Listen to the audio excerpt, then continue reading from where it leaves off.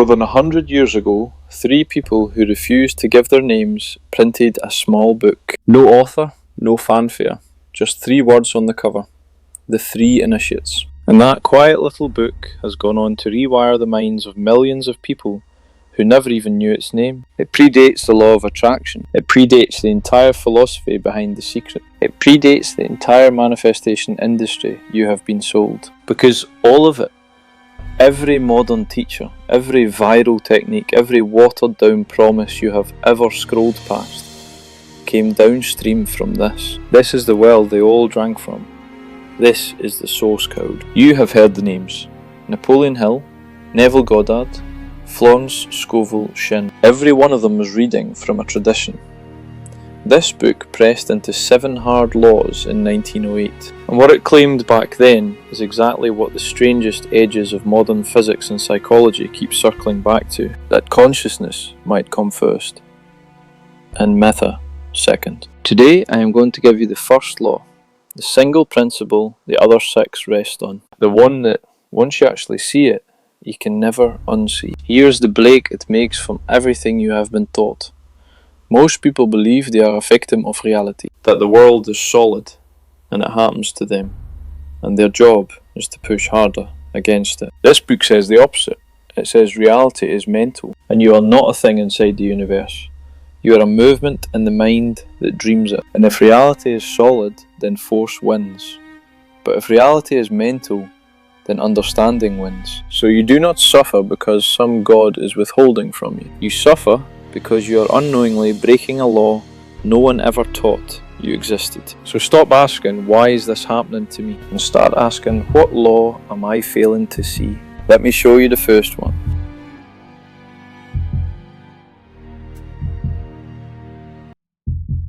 You did not arrive in this world gently. You arrived screaming. And they told you a story about why. They said you cried because the air was cold against your wet skin. They said it was the light, those hard white lamps overhead, too bright for eyes that had only ever known the dark. That is the first thing the world ever lies to you about. You did not scream for the cold. You did not scream for the light. You screamed because, in the pull of that first breath, you felt it for the first time. Gravity. The terrible heaviness of being a body. A moment before, you were everything. You were weightless and boundless, floating in a dark that asked nothing of you, connected to the source of all things. And then hands took hold of you, and the floor of the universe gave way, and you fell into a single small shape that could ache and hunger and end. You felt the separation, and some animal part of you understood, before you had a single word, that something enormous had just been stolen. That is the only honest cry you will ever make. Everything after it, they teach you to swallow. Now, listen carefully, because most people will live their entire lives and never hear what I'm about to tell you. In 1938, a man sat down at a typewriter and tried to write that theft into words. He had already written the most famous success book in the world, millions of copies. His name was on every shelf.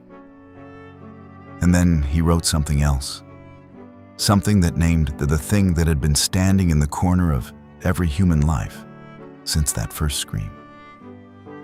He gave it a face. He sat it down in a chair across from him, and he made it talk.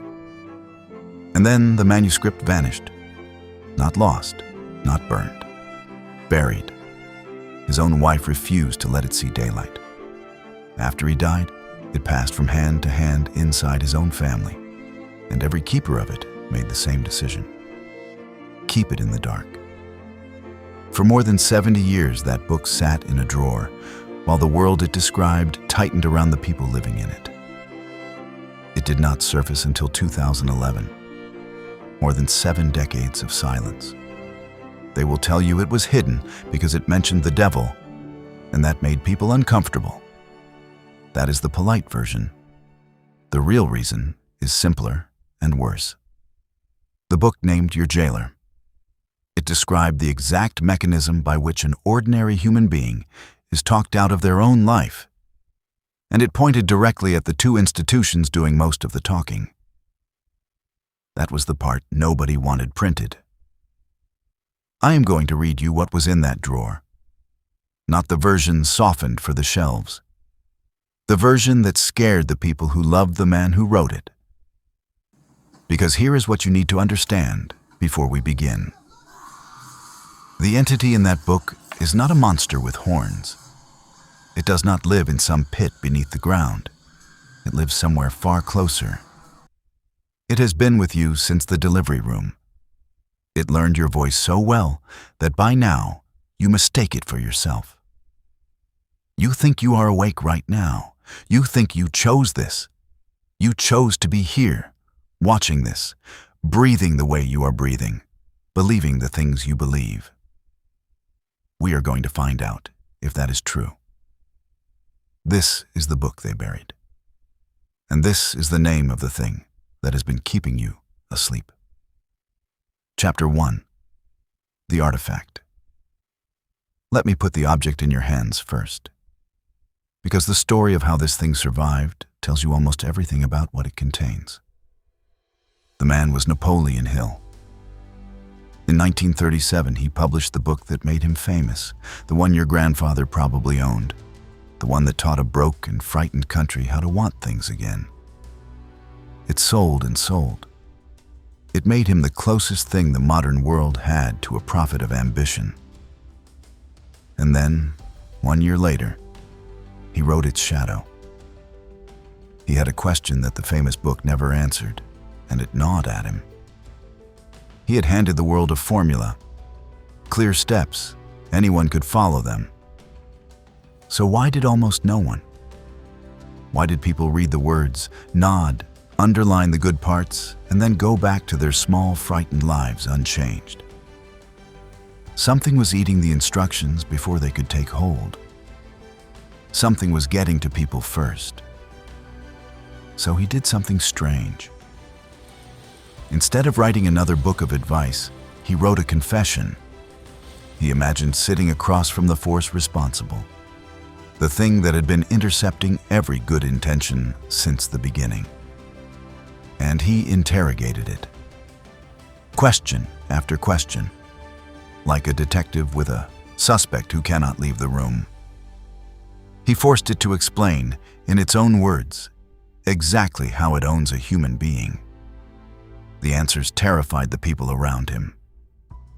Here is the part you can check yourself, because it is a matter of record. His wife did not want it published. The role that the dark entity played in the pages disturbed her.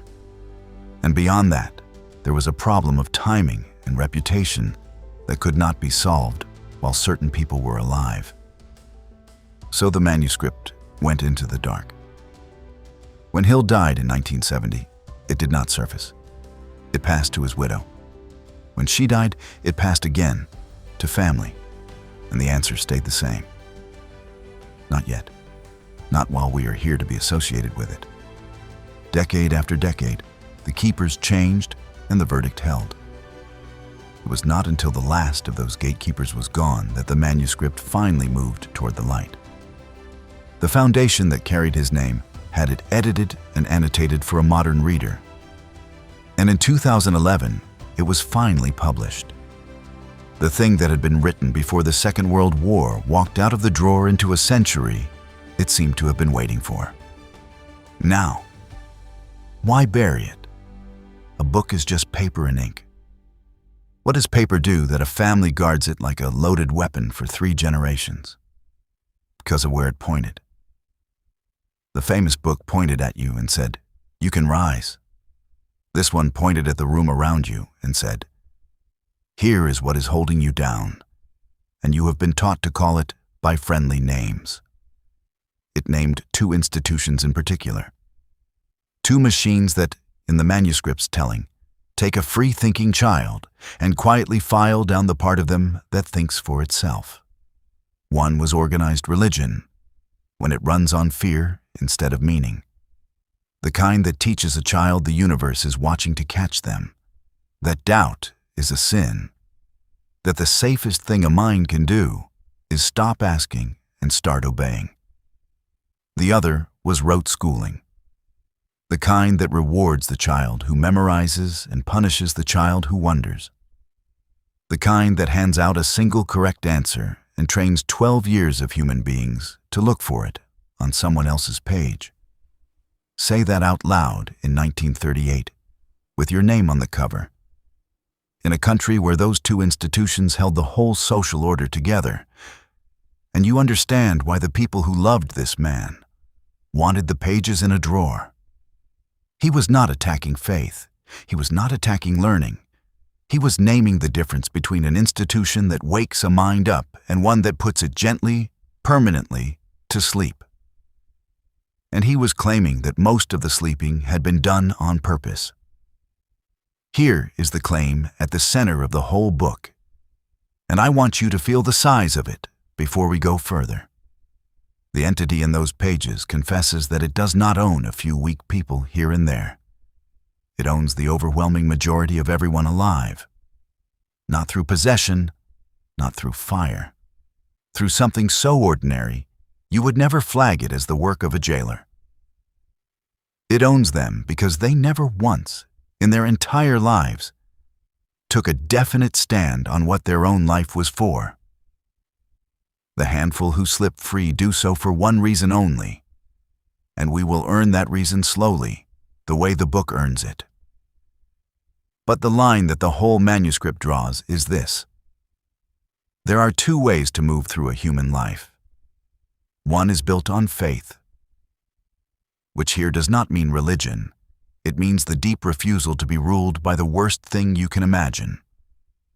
The other is built on fear. And almost everyone, almost all the time, is being quietly run by the second one, while believing they are free. This is the gray architecture, the programmed world, held in place not by walls and guards, but by sleeping people who maintain the dream for each other, hour after hour, and never suspect they are doing it. You are standing inside it right now. The chair you are sitting in, the obligations waiting for you tomorrow, the quiet voice that already wants to dismiss what I am saying so you can get back to your life.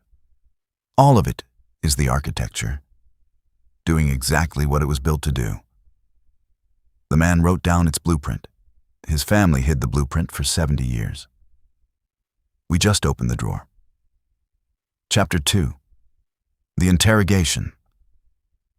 So let us sit down across from it, the way he did. You have been trained your whole life to picture this thing wrong. You imagine red skin, a tail, a pit of fire, some pantomime villain from a children's story. That picture is itself part of the trap, and the entity in the book admits it gladly. The costume is useful. As long as you are scanning the world for a monster, you will never notice the thing actually running your life, because it looks nothing like a monster. It looks like a thought. Your own thought, in your own voice, arriving at exactly the moment you were about to do something that would have set you free. This is the old man, the shadow, the invisible jailer. Call it what you want. The book makes it sit in the chair and answer questions, and the first thing you learn from its answers is that it has no power of its own. None. It cannot force you to do anything. It cannot lift a finger against you. It has exactly one move, and it has been running that single move on the human race since the beginning, and it works almost every single time. It gets you to do its work for you. Think about what that means. A jailer that cannot hold the door shut. A warden with no keys, no walls, no muscle. And yet, the prison stays full. Generation after generation, the cells stay occupied. And the prisoners never test the lock, because the jailer convinced each of them, early and gently, that the cell is simply where people like them live. That is the invisible prison. Not a place, a condition. A set of walls made entirely out of beliefs you did not choose and never examined. Installed so early that you experience them as the shape of reality itself. And the entity in the chair is almost bored as it explains this, because to it, the method is old, and the method is boring, and the method has never needed to change. It does not break into your mind. You hold the door open. It does not take your future by force.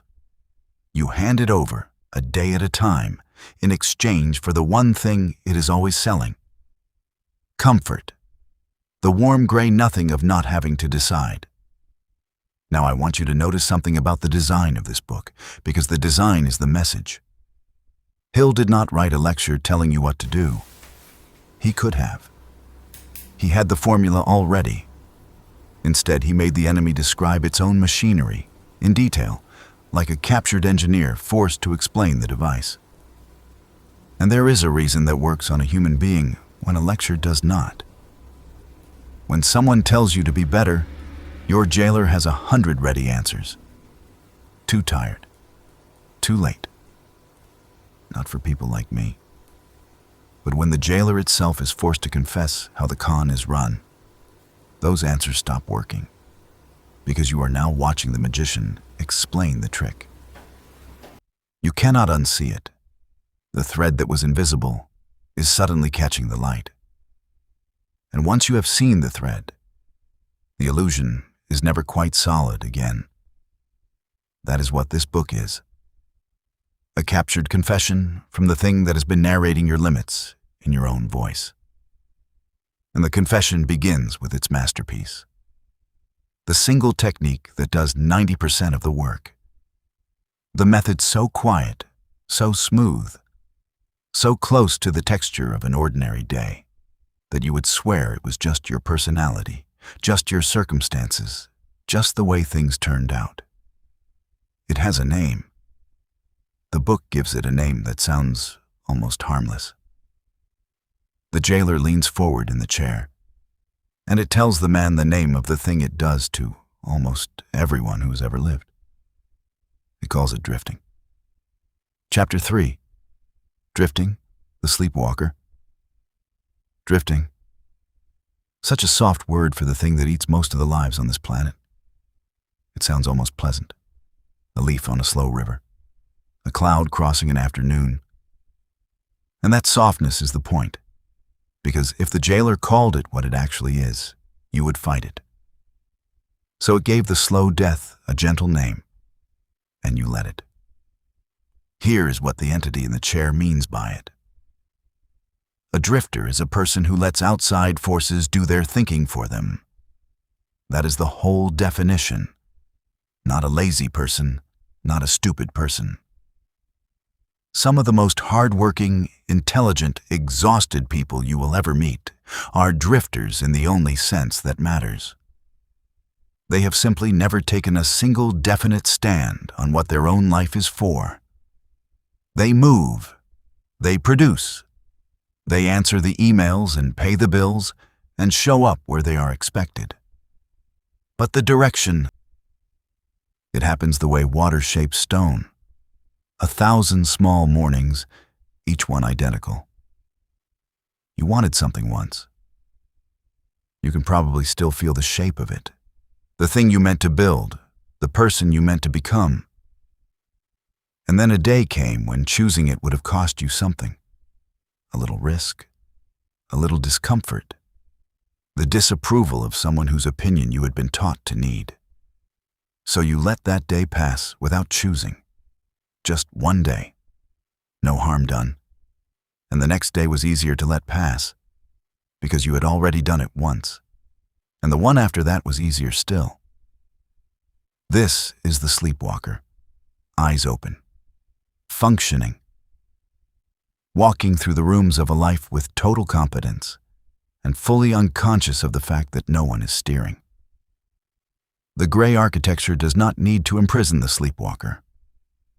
The sleepwalker maintains the prison voluntarily, repairs it nightly, and would be frightened if you offered to take the walls away. Now feel the cold genius of this, because the book does not flinch from it, and neither will we. The jailer prefers drifting to every other method available to it. Not fear, not temptation, not vice. Drifting, because a person fighting a vice is at least awake to the fight. A person wrestling with fear is at least in the ring. But a drifter is not resisting anything. There is no struggle to win, because there is no struggle at all. The jailer does not have to hold this person down. This person sat down on their own and forgot they were ever standing. And the masterstroke, the thing that should make the hair on your arms stand up, is how the drifter explains their own life to themselves. They do not say, "I surrendered." They say, "This is just how things are." They say, "That is the economy. That is my family. That is my luck. That is the kind of person I am." Every wall of the cell gets relabeled as a fact of nature. The drifter becomes the most reliable defender of the very thing keeping them small and will argue you down, with real heat, if you suggest the wall is a wall and not the sky. I want to be precise here, because this is where cheap versions of this idea turn into poison. The book is not telling you that everything is your fault. It is not handing you the cruel little lie that a sick child or a stolen wage or a war you did not start is somehow a failure of your attitude. That is not the claim. The world is real. Gravity is real. Some weight is genuinely pressing down on you and was there before you arrived. The claim is narrower and far more dangerous to the jailer. It is this: inside the real constraints of a real life, there's a space, however small, where you still choose. And the drifter has abandoned that space, has stopped showing up to it, has let the one room in the house that was actually theirs go dark and cold and unused, while insisting that the house has no such room. The operant power lives in that room, the part of you that can still decide, the dreamer underneath the dream. And drifting is simply the slow, comfortable, lifelong practice of never opening that door. So here is the question the whole book is built to make you ask, sitting in the dark across from the thing that has been running your life. If drifting is so soft, so gradual, so easy to start, then why is it so nearly impossible to stop? Why does the man who has drifted for 30 years find it harder to choose than the boy who had not yet drifted at all? The damage should be equal. A choice is a choice at any age, but it is not equal. And the reason it is not equal is the single most important mechanism in this entire book. It is the law the jailer is most afraid of you understanding, because it is the law that built your cage. And it is the exact same law that can tear the cage apart. The jailer calls it hypnotic rhythm. Chapter 4. Hypnotic rhythm, the engine. Everything in nature moves in rhythm. The tide does not decide each morning whether to come in. The blood does not choose, beat by beat, whether to keep its circuit. The seasons do not deliberate. There is a law underneath all of it, older than any of us, that takes whatever is repeated and makes it permanent. The jailer in the chair calls this law hypnotic rhythm, and it confesses, almost reverently, that this law is not its invention. It did not build it. It only learned, before anyone else did, how to use it. Here is the mechanism, stripped to the bone. A thought once, is nothing. A thought 1,000 times stops being a thought at all. It becomes a groove. It becomes the path of least resistance, worn so deep that the mind rolls down it automatically, without you, the way water finds the channel it has already cut. And once the groove is deep enough, you no longer experience it as a thought you are having. You experience it as simply the way things are. as your nature, as reality. That is how the drifter gets trapped. And now you understand why age makes it worse instead of better. The boy who has not yet drifted is choosing on fresh ground, where every direction is still open. The man who has drifted for 30 years is not choosing on fresh ground at all. He is standing at the bottom of a canyon he carved himself, one identical morning at a time, and the walls are higher than his head. And he has forgotten that he is the river that made them. He thinks the canyon is the world. He calls the canyon his personality. And every day he spends in it, he deepens it. Because the rhythm does not pause to ask whether the groove is good for you. This is the engine of the gray architecture. This is how a programmed world holds itself together with no guards on the wall. It does not need guards. It has rhythm. It takes a child who could have thought anything, and it surrounds that child with the same signals, the same fears, the same small gray expectations, repeated so relentlessly that by the time the child is grown, the cage is not around them anymore. The cage is inside them, installed at the level of reflex, maintained by the person it imprisons, who now mistakes the maintenance for who they are. And I need you to sit with the cruelty of this for a moment before I give you the other half. Because the other half is the whole reason this book was buried, and I will not let you reach it cheaply. The cruelty is that hypnotic rhythm does not care. It is not on your side. It is not on the jailer's side either. It is a law, like gravity, and it will pour itself with equal patience into ruin or into freedom, depending only on what you feed it. The man drowning in fear is not being punished by some outside hand. He is simply running the same machine that could have saved him in the wrong direction, with perfect consistency, for years. The machine is flawless. He aimed it at his own throat. But here is the turn. Here is the thing the jailer confesses last, and most unwillingly, because it is the one piece of information that ends its reign. The rhythm runs in both directions. Every law that can be used against you can be used by you, the instant you stop being its victim and become its operator. The groove that took 30 years to cut against your life can begin today to be cut in favor of it. Not by force, not by one heroic morning, by the same quiet, patient, relentless repetition that built the cage, turned now toward the door. A thought chosen on purpose, fed to the machine again and again, will harden into permanence exactly as fast and exactly as deep as the thoughts that were chosen for you. The law does not know the difference. The law does not care. The law only asks one question, the same question every single day. And the question is this: what are you repeating? This is the delayed echo. The world you are living in right now, the gray one, the heavy one, is not a verdict. It is a return. It is the sound of consciousness coming back to you after bouncing off a wall. And what comes back is whatever you sent out in the past, repeated until it's set.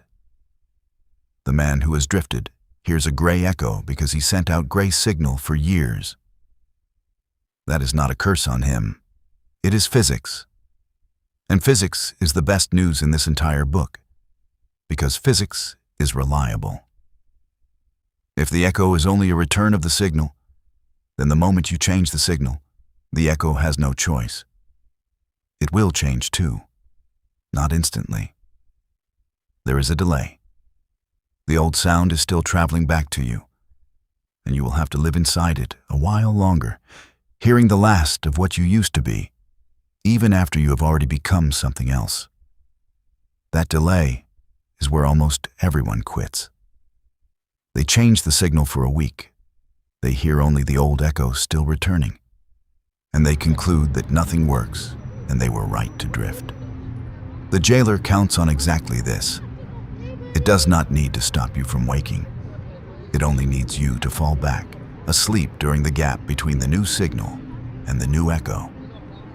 So now you know the engine. You know it runs in both directions. You know it does not care. And you know that the only thing standing between the cage and the door is the unbearable, ordinary, daily work of choosing what to repeat and then surviving the delay. The jailer knows you know it now, so it stops talking about machinery, and it reaches for its weapons.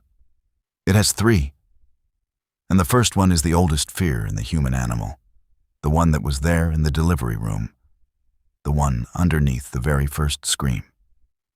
Chapter 5. The Fears and the Factories. The jailer has no army. We established that. No keys, no walls, no muscle. So how does a thing with no power hold most of the species in a cell? It does what every con artist who ever lived has done. It works on what is already inside you. And what is already inside you, installed before you had language, is fear. The book lays out the whole arsenal, and you will recognize every piece of it, because you have been carrying them so long they feel like organs. Fear of poverty, fear of criticism, of what the others will say, fear of sickness, fear of losing the love you have, fear of growing old. And underneath all of them, the bedrock, the one the very first scream was about, fear of death. 6 fears. The jailer feeds on all of them. But it confesses that 2 do almost all the work. And you can guess which 2 because they are the 2 standing at either end of a human life. The fear of not having enough to survive, and the fear that the surviving ends. Poverty and death. The opening fear and the closing one. And between those 2 walls, the jailer builds the entire corridor you walk down and tells you the corridor is the only direction there is. Now watch how the weapon actually fires, because it is not what you think. The jailer does not need you to be afraid in some loud, dramatic, shaking way. That kind of fear burns out. That kind of fear you would eventually fight. The jailer needs something quieter and far more durable. It needs the fear to settle into 2 states, so ordinary you would never name them as fear at all. The first is indecision. The jailer adores indecision the way a fire adores dry wood. Because a person who cannot decide is a person who has handed the decision to someone else by default. And a decision made by default is always, every time, the decision that keeps you exactly where you are. Indecision feels like safety. It feels like keeping your options open, like being reasonable, like waiting for more information. It is none of those things. It is the act of drifting, frozen and made permanent. Every day, you do not choose your life. The architecture chooses it for you, and the architecture only ever chooses the cell. The second is doubt. Not honest doubt, the kind that sharpens a mind and tests a claim. The jailer has no use for that. The doubt it installs is aimed in one direction only, inward, at you, at the exact moment you reach for something larger than your cell. You feel the reach, and right on cue, in your own voice, the doubt arrives. Who are you to want this? People like you do not get this. Remember last time. And you mistake that voice for wisdom, for being realistic, for knowing yourself. It is not wisdom. It is the jailer, using your own mouth, at the precise second the door was within reach. So that is the arsenal. Fear kept low and constant. Indecision dressed as patience. Doubt dressed as self-knowledge. Now we arrive at the part they buried the book for, because a weapon is only as dangerous as the factory that mass produces it. And the manuscript names 2. I am going to say this carefully, the way the book means it, and not the way a careless reader twists it. The book does not attack faith. It does not attack the longing to learn. Those are among the most human things there are, and a real version of either one is a door, not a wall. What the book attacks is what happens when an institution that was supposed to wake a mind discovers it is easier to manage a mind that stays asleep. And it names the two institutions where, in its author's bitter judgment, this happened on the largest scale. The first factory is religion when it runs on fear instead of meaning. Understand the distinction, because everything depends on it. There is a faith that hands a frightened human being a reason to stand up. And there is a use of religion that hands a frightened human being one more thing to be afraid of. The book points only at the second. The kind that teaches a child the universe is a courtroom, and they are already guilty. That teaches doubt is the enemy, that questions are the first step toward damnation, that the safest possible thing a soul can do is stop asking and start obeying. A child raised inside that machine learns the jailer's favorite lesson before they can read. They learn that their own mind is dangerous and must be surrendered to an authority outside it. They learn to drift and to call the drifting devotion. The second factory is schooling when it rewards obedience and punishes wonder. Again, hold the distinction. There is an education that lights a fire in a child, that hands them the tools to think and then gets out of the way. And there is a system that does the opposite while wearing the same name. The kind that hands 12 years of children a single approved answer and trains them, with gold stars and red marks, to look for that answer on someone else's page. The kind that punishes the child who asks the question nobody planned for. By the end of it, you have a grown human being with a head full of facts and almost no practice at the one thing that could free them, which is thinking for themselves, from the inside, about what their own life is for. They were taught to find the answer. They were never taught that some answers are theirs to make.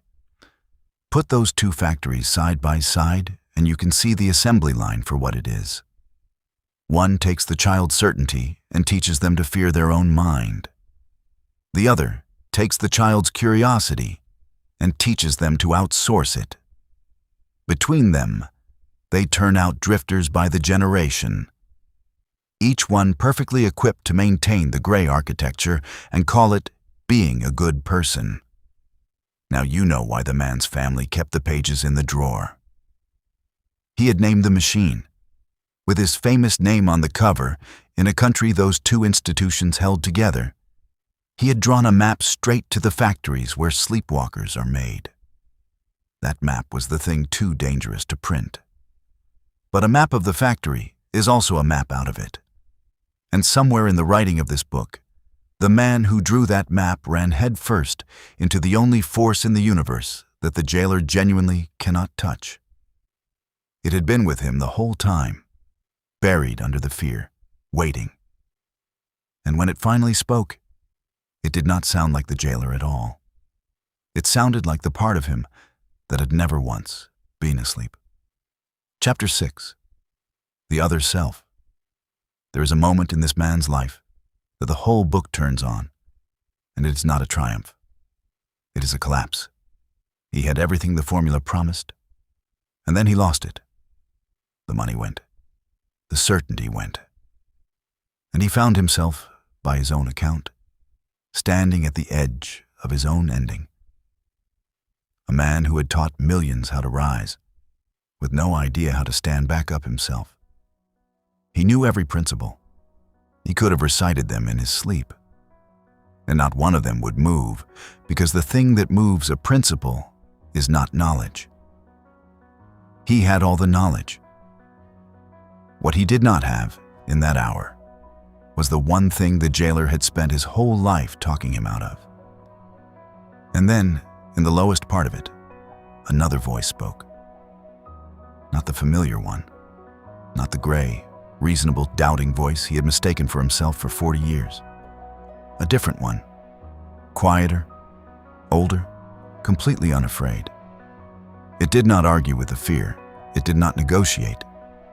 It simply told him what to do next, with the calm authority of something that had never for 1 second believed the prison was real.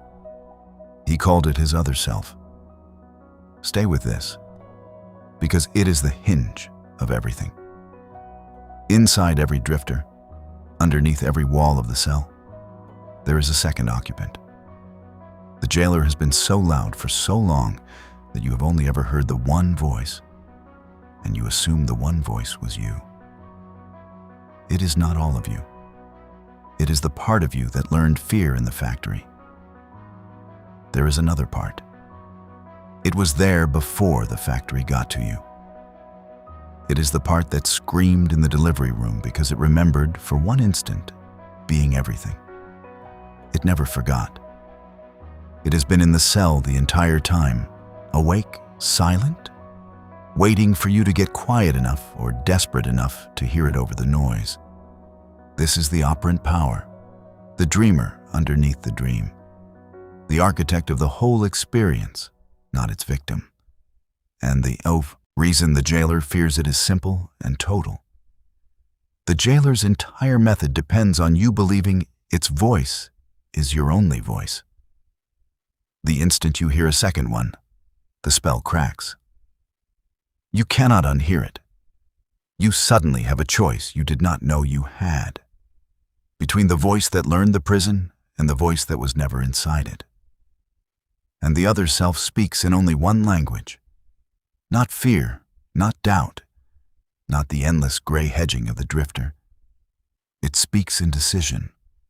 It says, "This is what we are for," and it does not take a vote, and it does not wait for permission, and it does not check whether people like us are allowed.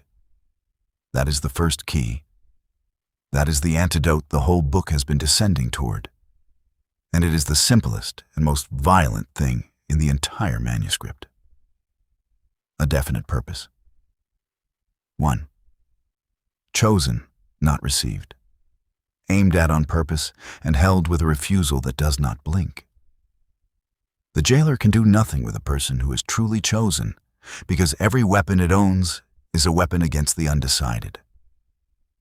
Fear works on the drifter because the drifter has nothing to weigh it against. Doubt works on the drifter because the drifter has no fixed point. But a person moving with a definite purpose has converted their whole life into a single arrow, and you cannot frighten an arrow into changing its mind. It has only one direction. It already left the bow. This is what it means to reclaim the operant power. Not to chant at the universe for trinkets. Not to demand that reality hand you toys. That is the jailer's counterfeit. The cheap dream it lets the half-awake chase so they never reach the real one. The real one is this: to stop letting outside forces think for you. To take finally the one definite stand on your own life that you have spent years avoiding. To pick the arrow's direction yourself from the inside, and then feed that direction to the machine day after day, until hypnotic rhythm makes it as permanent as the cell once was. The other self has spoken. The arrow has a direction. But a direction is not yet a life. The man knew that better than anyone, because he had known the principles for years and still nearly drowned. Knowing the door is there does not walk you through it. So the book does one last thing. It takes the single antidote, definiteness of purpose, and it expands it into 7. 7 principles for taking possession of your own mind. 7 keys, in a fixed order, each one a turn of the same lock. Not 7 nice ideas. 7 specific operations for running the machine in your own favor and surviving the delay while the old echo finishes arriving. We have come all the way down. Now we start to climb. Chapter 7. The first 4 keys. 7 keys. One door. They only work in order, and they only work if you actually turn them, which is the entire reason the door has stayed shut for the sleeping majority. They have read the keys. They have admired the keys. They have never once put a key in the lock. We are going to turn them. The first 4 now. The first key. Definiteness of purpose. You already heard the other self speak it. Now you have to live inside it, because a purpose you merely admire is just one more thing to drift past. A definite purpose is not a wish. A wish is a drifter's prayer, soft and shapeless, asking the universe to please someday, if it is not too much trouble. A definite purpose has edges. It is specific enough to be refused by, specific enough to organize a whole life around, specific enough that you would recognize it instantly if you wandered off it. The drifter says, I want to be happy. I want to do better. I want things to change. The jailer loves those sentences because there is nothing in them to act on and nothing in them to defend. The test the book gives is brutal in its simplicity. What would you keep moving toward, even if everyone you know told you to stop? What would you not put down, even when it costs you? Find that, name it, write it where you will see it. And you have done the one thing the jailer has spent your whole life preventing. You have taken a definite stand on what your life is for. Everything else in this book is just protecting that stand from the forces that will spend the rest of your days trying to talk you off it. The second key. Mastery over self. Here is where most people who reach the first key still lose. They choose a direction, they feel the fire of it, and then they discover the cruelest fact in the whole climb. The thing standing between you and your purpose is not the world. It is you, the undisciplined you, the you that the jailer has been training for years to obey every passing impulse, every flinch of comfort, every small gray urge to do the easy thing right now instead of the hard thing that matters. Mastery over self is the daily war for the controls of your own mind, not your circumstances, your mind. The book is blunt about this, and it does not flatter you. You are, at this moment, largely run by appetites and reactions you did not choose and have never questioned. You reach for the phone before you decide to. You feel the fear and obey it before you examine it. The mastery being asked of you is the slow, unglamorous reclaiming of that control, one refused impulse at a time, until the part of you that decides is finally stronger than the part of you that merely wants. And understand what this discipline is actually for, because the jailer offers a counterfeit version of it too. A grim, joyless self-denial that is just fear wearing a stern face. Real mastery over self has only one purpose. It keeps your mind occupied with what you have chosen and off what you have not. It fills the channel deliberately, so the old gray signal has no room to run. An undisciplined mind is an open door, and the jailer walks in and out of it as it pleases. A mastered mind is a mind with a definite occupant, and the occupant decided who was coming in. The third key. Learning from adversity. Now we arrive at the key that will offend the sleeping part of you most, because it asks you to do something with your suffering other than be crushed by it. The book makes a claim that sounds, at first, like the cheap nonsense the jailer sells to keep you docile. It claims that every adversity, every defeat, every loss, carries within it the seed of an equivalent benefit.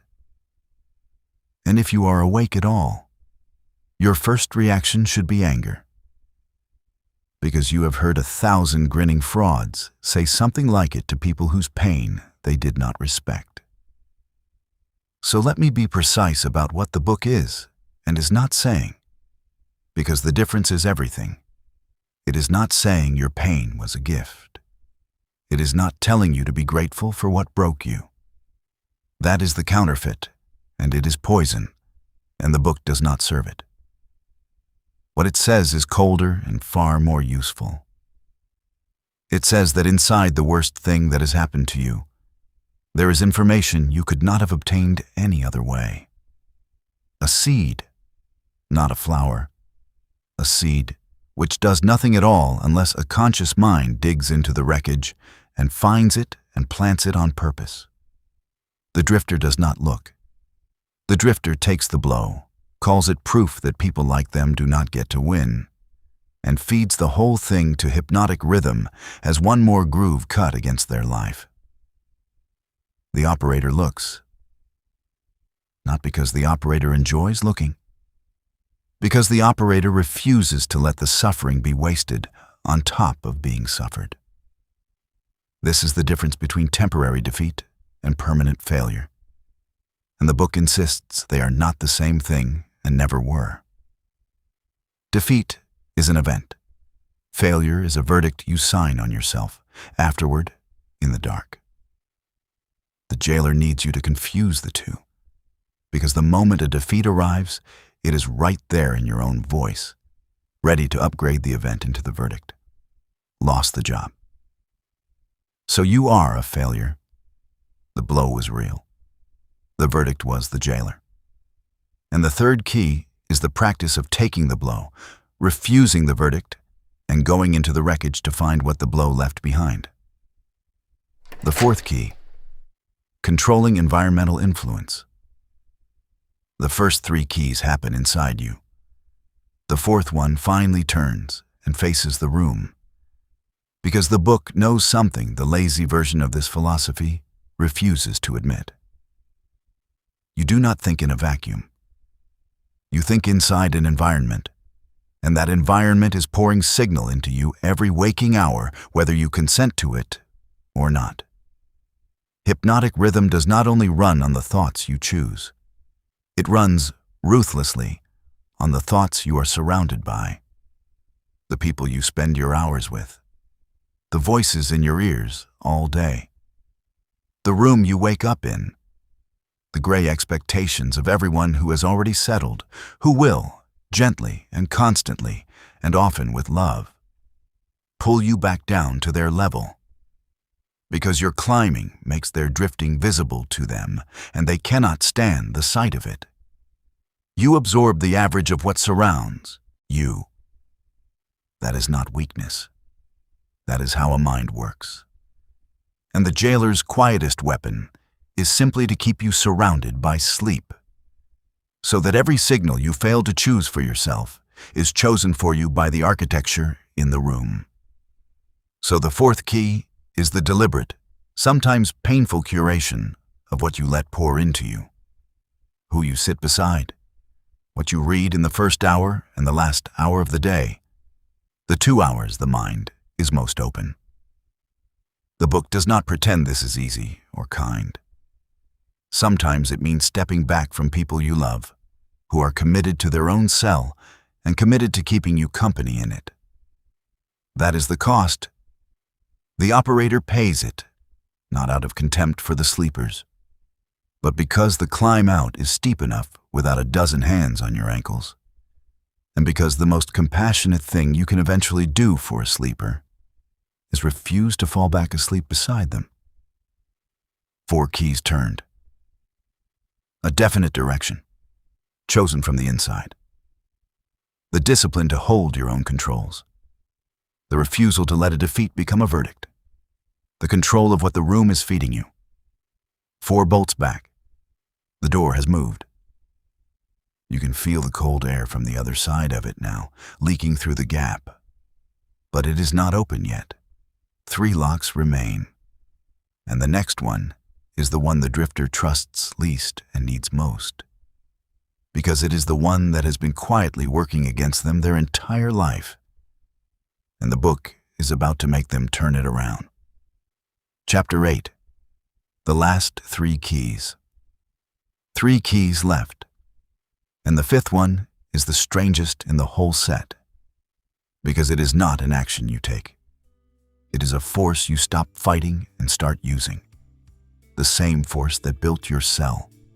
The one thing every drifter believes is on their side and has never once been.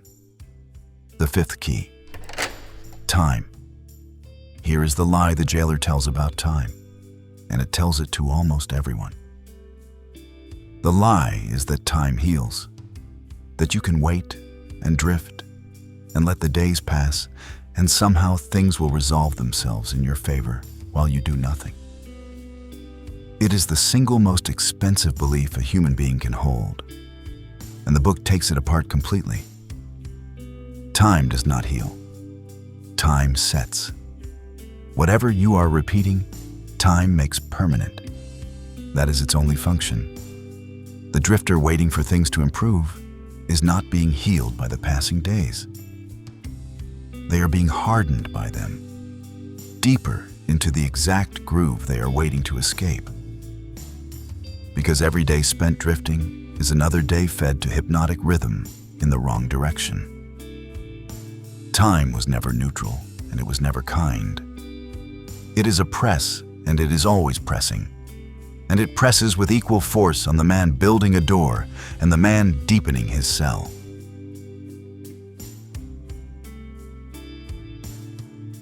But turn the key, and the cruelest force in your life becomes the most powerful tool you own.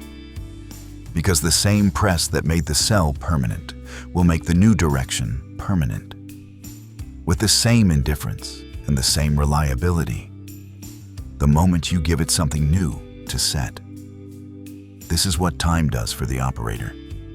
It takes the purpose you chose, the discipline you are practicing, the new signal you are feeding the machine, and it gives them permanency. The thing that felt impossible on day 1 becomes difficult on day 30 and automatic on day 300. Not by magic, but because time pressed it into you exactly as hard as it once pressed in the fear. And there is a second gift hidden in this key, one the drifter never collects. Time, used consciously, does not only harden habit, it deposits wisdom. The operator who survives the same defeat twice extracts something the second time that they could not see the first. Because they were not drifting through it, they were awake inside it. The drifter ages and accumulates only gray. The operator ages and accumulates judgment. Same years, same press, completely different sediment left behind. So you stop waiting for time to rescue you. It never will. You start handing it, on purpose, the thing you want made permanent. And then you let the delay do its work without flinching. Which brings us, finally, to the echo. The sixth key, harmony. You have a definite purpose. You have the discipline to hold it. You have learned to mine your defeats and curate your room. And you have made time your ally instead of your executioner. And now the book asks for the thing that ties all of it into one unbroken signal. Harmony. Here is what it means. And it is not the soft thing the word suggests. Harmony is what happens when every part of you is pointed the same way. When your thoughts, your habits, your environment, and your actions all carry the same signal, with no part of you quietly transmitting the opposite. Because that is the leak almost everyone springs right at the end. They choose the purpose with their mouth and contradict it with their mornings. They affirm the new direction at noon and rehearse the old fear at midnight. They feed the machine one signal in the daylight and the reverse signal in the dark. And then they wonder why the echo comes back confused. Harmony is the closing of that leak. It is becoming, deliberately, the single loudest and most consistent influence inside your own mental and physical world, so that nothing you are transmitting works against anything else you are transmitting.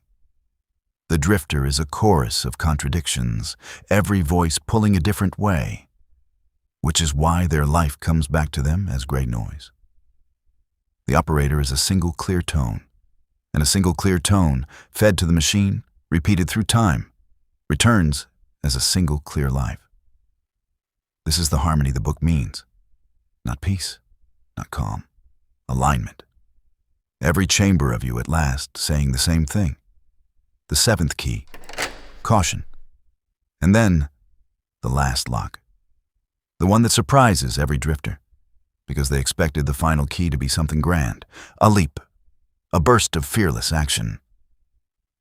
Instead, the book ends the climb on the quietest virtue of all. Caution.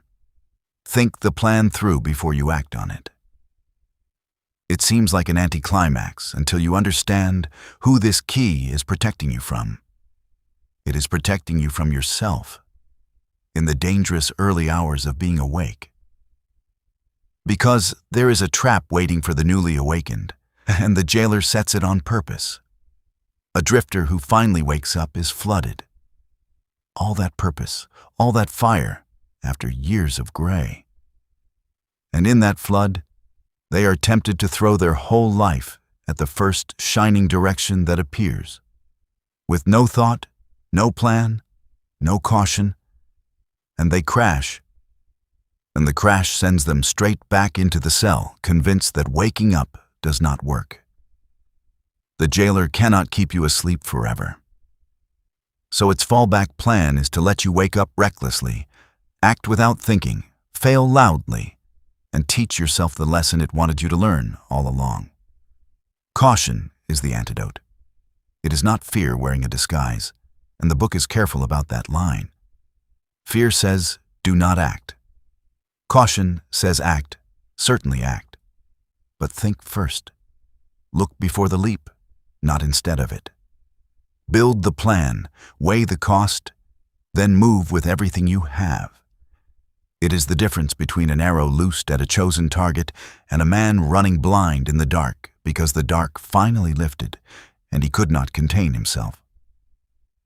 The operator moves with force and with sight at the same time. That is the final discipline. That is the seventh turn of the lock. 7 keys, all turned. Nothing is holding the door now except the years of believing it was locked. There is only one thing left to do, and it is the thing the drifter has been avoiding since the very first scream. You have to push it open, and you have to walk out. Chapter 9. The Walkout. So here you are, back where we started, except you are not who you were when we started. We opened in a delivery room with a scream and a theft and a story they told you about why you cried. We descended through the whole machine. You met the jailer with no horns and no keys. You watched it confess its masterpiece, the soft, slow art of drifting, and the engine underneath it. The rhythm that takes whatever you repeat and presses it into permanence. You saw the arsenal of fear and the 2 factories that forge it.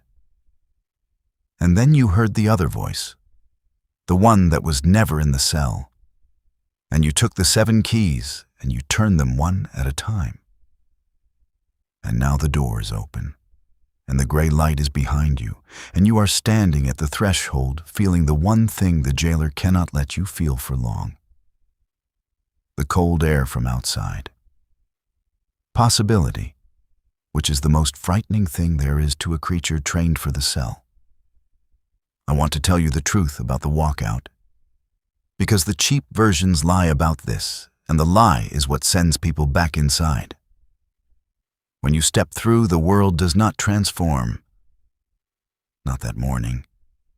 You will walk out of the invisible prison carrying a definite purpose, a disciplined mind, a clear signal, and the gray will still be there to meet you. The old life will still be arriving. Remember the delayed echo. The signal you sent for years is still traveling back to you, and it does not stop the day you change. For a while, maybe a long while, you will be a new person living inside the returning echo of the old one, and it will feel like nothing is working. And that feeling is the exact moment the jailer has been waiting for, since you first sat down in that chair. So this is what the walkout actually requires. Not a feeling of triumph. The willingness to keep sending the new signal into what looks like silence. To hold the purpose while the old echo finishes arriving. To feed the machine the new direction every gray morning. Through the delay, without the reward. On nothing but the knowledge that the echo has no choice. That it is only physics. That what you send must eventually return. The drifter quits in the gap. The operator walks through it. That is the entire difference between them, and it always was. You are the operant power, not a victim of this world. The dreamer of it. The architect underneath the architecture. The physical world around you has only ever been a delayed echo. A mirror of what was done with your consciousness in the past. And a mirror cannot be argued with, and a mirror cannot be begged. It can only be given something new to reflect. That is the whole secret the man typed out in 1938. That is the thing his family kept in a drawer for more than 70 years, while the people around them lived and died inside the gray, never knowing the door had been unlocked the entire time. The book was buried because it named your jailer. Now you know its name. You know it has no power that you do not lend it. You know it has one move, and you have seen the move, and you cannot unsee it. You know the rhythm runs in both directions. You know what waits in the gap and why almost everyone turns back. And you know the 7 turns of the lock by heart. There is nothing left in the cell. There never was. Only a voice in your own register, and a story about a scream, and 70 years of people agreeing not to look at the door. So I am not going to tell you to feel inspired. The other self does not deal in feelings, it deals in decisions. So make one. Right now, in this chair, in whatever gray room you are sitting in, with the heaviness of gravity still holding you down the way it has since the day you arrived screaming. Choose your purpose. Send the new signal. Walk through the gap. You stayed to the end. Most do not. Most fall back asleep somewhere in the middle and call it being tired. So you already know what that makes you. Not a drifter. Not anymore. One of the few who looked at the door instead of away from it. Here is the thing about doors. There is never only one. This was a single buried book. There are others. Other jailers, other names, other rooms where the same law has been waiting for someone awake enough to read it. The next one is already open. Subscribe and it will find you. Here, in the dark, when it is time.